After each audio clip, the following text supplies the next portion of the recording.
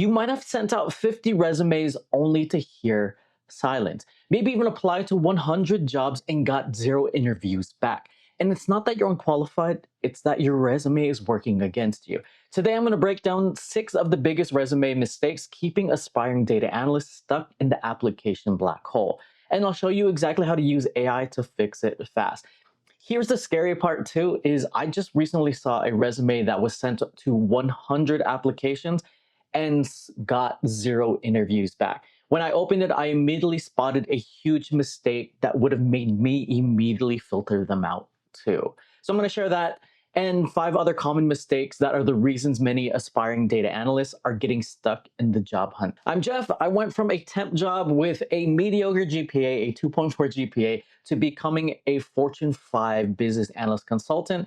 And I've sat on the hiring side, I've reviewed resumes and helped people land data jobs. So I know what it's like to get filtered out and also what makes you stand out to get interviews. And I know the job market is rough right now. I'm on a mission to help 10,000 people break into data analytics. So if you're serious about landing your first data job or your next data job, hit the subscribe button now because I'm going to be dropping actionable insights and strategies every week. Mistake 1 is the generic resume. Most people treat their resume like a club flyer where they're just pasting it and copying it everywhere, blasting it. And if you don't tailor your resume, that screams, please choose me because I have these random assortment of skills and experience that you might need. Instead of this, let's increase your odds by tailoring each resume so it seems like you're a better candidate for what they're looking for. A job description is basically a business case. Your resume is the solution. Sending a generic resume is like sending the same dashboard to different departments. It's not going to fit and it doesn't work for everyone. And a 2003 talent work study found that tailored resumes boost interview chances by 60%. And other studies show that candidates who tailor the resume for each job are getting around 2 to 3 times more callbacks compared to generic ones. So this is something that you'll need to fix. Now let's use AI to fix this fast. Here's a simple way to do it. Open up ChatGPT, Claude, Gemini, and paste both the job description and your resume with this simple prompt. Here's a job description and my resume. Identify the top 5 places in my resume I should edit to better match this role and suggest updated wording for each. Instead of guessing, you'll get a targeted edit plan for this exact job. And it's like having a career coach point out the exact mismatches and the fixes. Which brings us to mistake 2, listing duties instead of impact. If your bullets look like this, created reports in Excel, clean data for analysis, created this project, analyzed these many reports. Data analysts are measured by impact and not tasks, because without the numbers, your resume will just be lost and forgotten like all the other generic resumes. Because a lot of people are doing the same thing. A lot of people are doing the same boot camps, learning the same things inside their courses. So you need to be able to have these bullets sell you as a candidate. Here is one of the things that I recommend doing is using the CAT method. You can also use the STAR method, but I personally like CAT because I created it before I even learned about STAR. Basically, it's a framework for making your bullets more marketable. From here, it's C is context, A is action, and then T is translation. So here is going to be a more detailed prompt that you can use because I know people struggle with this. After editing so many resumes, this is like one of the biggest things that they're missing. You are a hiring manager for an entry-level data analyst role. Rewrite the bullet below using the CAT framework. Context, brief business situation, action, specific technical steps and tools, transformation, quantified outcome, and business impact. Constraints, 1 line only, start with a strong action verb, include tools in parentheses, and if metrics are missing, infer reasonable estimates and then label them with a tilde sign so that you can change this later on after you get the response and the outcome. Next, keep the wording concrete and the jargon light, and bullet to rewrite, and then you would insert the bullet that you have, and then you would go through your entire resume until you have a more optimized resume. Which brings us to mistake number 3, tutorial portfolio trap. So again, this is more for generic portfolios. So do you have the Titanic data set? Maybe you're doing it on housing prices. These tutorial clones don't stand out. In fact, because the market's become oversaturated, these are going to be things that people are just going to glaze their eyes over. They've seen it. Recruiters, hiring managers have seen it 1,000 times. Listing a copy paste gaggle projects tells them that you can follow instructions, but not solve potential business problems related to them. What you can do with AI is swap the data set to tailor it to your project for each job, and also modify each project that you have currently to fit what they need. Yes, this is going to take work. Yes. But if you're smart about the design and you can have AI help you with the design and what the steps that you need, then you can apply to more jobs and have more tailored projects for those specific jobs. So here's a way to do that faster and the steps that you can take. First, you want to pick a reusable baseline project that is your best project to start out with first. So think like a generic subscription term, like I mentioned earlier. Now you want to pull the job description and highlight the domain, the tools, and the KPIs that it emphasized. KPIs are just key performance indicators. They're just the metrics and the data and the numbers that are important to the business. Now you want to swap out your project's data set context. So if you're doing Netflix users, you would go to healthcare patients, or it could be to telecom customers, to insurance policyholders, etc.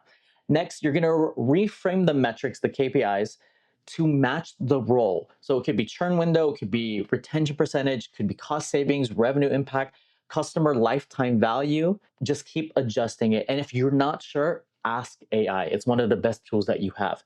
5, you're going to update the business context and the recommendations so they directly reflect the employer's challenges.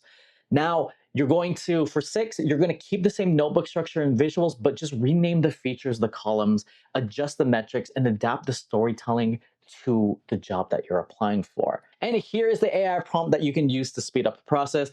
I'll put it on the screen really quick, but don't worry, look in the description and then you'll be able to find it word by word as well. So we can save time and move on to the next stuff. This brings us to mistake 4, the skills section graveyard. So here's the problem. Most people treat their skills section like a junk drawer. They kind of just throw everything in there.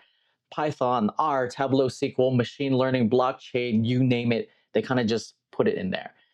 It's not the best for skimming. And why this matters is because hiring managers, recruiters skim the skill section to see if you have the baseline needed to fulfill the job. Also, once it's inside the ATS system, the applicant tracking system, your skills become keywords that recruiters can actually search to find candidates in their internal database when they're searching for whoever they're trying to fill in that open position later. Messy, bloated list also makes it harder for both humans and machines to know what you're actually good at, and makes it harder for them to find you. So to do this, it's a simple fix and simple prompt. You want to take the job description and a full list of your skill set. So take the time, if you don't have this, and write out all the different skills that you have, and then put this into AI. And then if you want to refine the keywords and specifically what people are looking for in jobs, you do that with AI as well before using this prompt. The next prompt you're just going to be using is this simple prompt here. Is from this job description in my skills list, select the most relevant skills, group them into relevant categories that matter to the hiring manager and recruiters. Now your skill section is going to be this short, focused, easy to skim, but while being optimized for search inside those ATS systems and also for job recruiting systems and databases. And this brings us to mistake 5, typos and formatting fails. So do you remember the resume that I teased at the start? The one that sent out to 100 applications with 0 interviews? It wasn't just a typo that they had on their resume. And not just a minor typo, it was misspelled tools. Yes, more than one tool. Industry-specific brand name was incorrectly spelled. And not to mention that they had inconsistent formatting. So why does this matter? A typo on your resume isn't just a small mistake, it's a failed data quality check. If you're applying to become a data analyst, attention to detail and accuracy are the bare minimum. If you don't take the time to proofread your own resume, why would a company trust you with their critical data? Recruiters are looking for any reason to filter you out so that you don't waste their time. So don't hand them one that could have been caught with AI in under 60 seconds. So make sure that you're using AI and putting your resume inside these chatbots, because they are going to save you major headache and time. So just use this simple prompt. Check this resume for typos, misspellings, and inconsistent formatting. Suggest fixes. And lastly, pitfall number 6 is don't forget the ATS. the applicant tracking system. Here's a cruel reality: most resumes never reach human eyes. An ATS, applicant tracking system, blocks them first. So it may never even reach a recruiter to pass off to a hiring manager. Here are the biggest ATS killers. Using tables, graphics, or text boxes, ATS reads from top to bottom, left to right.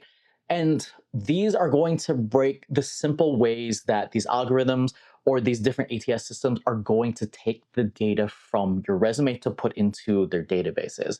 And then non-standard section titles, where I've been, instead of listing out work experience or experience, and then being cute with some of the other labels, you want to keep these as standard as possible so it's easier for the different ATS systems to be able to log and load your data.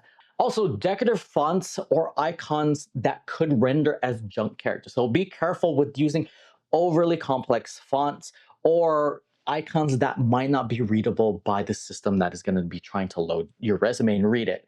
And also missing core keywords from the job description. Because the more keywords that you can match from the job description is the more likely that you'll appear inside these recruiter searches. So the fix that you're going to have is upload your resume plus the job description into an ATS checker like JobScan, which is widely trusted by recruiters.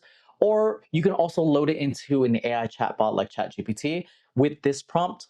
Compare this resume to the job description and show me the keyword gaps. Rewrite any missing sections in an ATS-friendly bullet format. And even when you correct all these mistakes, looking for a job can feel lonely. You send out all these applications and hear nothing back. So that's why I'm starting the Get a Data Job Accelerator. It's a data analytics community where we can learn together, share progress, and help support each other to stay on track.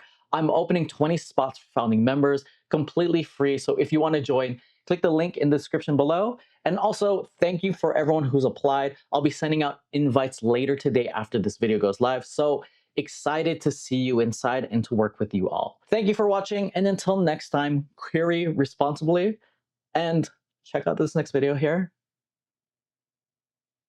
Watch it. Should be able to help you.